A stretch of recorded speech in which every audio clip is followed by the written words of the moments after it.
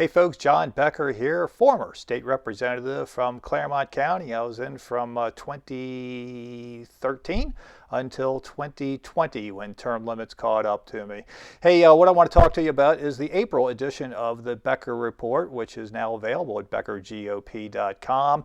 And what I talk about in here is how the people can fight back against the governor to free us of these silly mandates and mask requirements and things that are proven ineffective, at least virtually ineffective, because you'd have to be a statistician and say with a straight face that these lockdowns and masks actually do any good, because the amount of good that they do is so marginal that it's laughable, and the statistics bear that out, including from the CDC, showing a 1.8% efficacy rate. That is a laughable amount that is so tiny.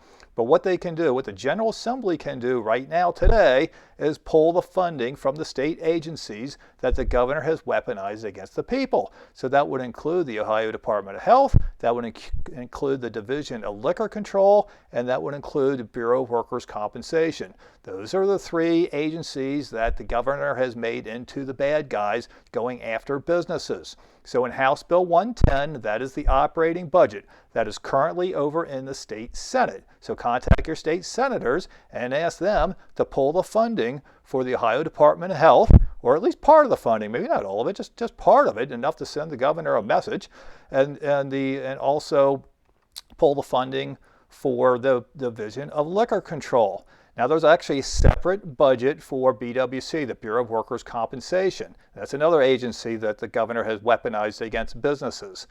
That is in what's called the BWC budget. That budget is currently over in the House Finance Committee. So these spending budgets they always begin in the House, and after they finish there, they go to the Senate. So the main operating budget, 110, that's currently in the Senate.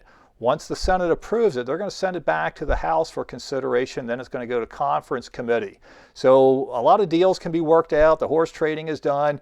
But if the Senate were to pull the funding for it, or during conference committee, pull the funding for those organizations, those divisions that the governor has weaponized, that gives the General Assembly a lot of power. So as you know, the General Assembly, the legislative branch, has the power of the purse. They are the policy-making arm of the government. So if the General Assembly wanted to play hardball and they were serious about turning over these mandates that the governor's been doing, pulling the funding's the way to do it. Now, what they'll point out to you, many members of the General Assembly, hey, we passed Senate Bill 22, all the problems are solved. Well, there's a little bit of a problem with that, a couple of things. First off, Senate Bill 22 is not going to go into effect until late June. So that is the earliest the General Assembly would even have the opportunity to exercise that authority. That's also approximately the time that they go on summer recess. So there's a reasonable chance they'll do absolutely nothing. And even if they did, there's a very likely chance that the courts would step in and stop it from going into effect. So what all that means is there's no guarantee that Senate Bill 22 is going to do anything at all. However, the funding is something that they can negotiate today. So what would happen? Let's say the General Assembly chooses to pull the funding. Well, it forces the governor to the table to negotiate, and then you negotiate a deal. That's just how these things are done. So yeah, if you want the funding for your department, you need to lift these mandates, and you just work out a timetable to do it. So that is how the General Assembly can play hardball. So you got, again, it's House Bill 110 is the main operating budget, and that is in the Senate. And the BWC budget, that's House Bill 75, that is currently in the House Finance Committee. So in the Becker Report, go to beckergop.com and click on the current issue or click on the April issue. And I outline in there how to get a hold of your state senator. Who is my state senator? How to get a hold of your state representative, the Speaker of the House, the Senate President, and how to address them.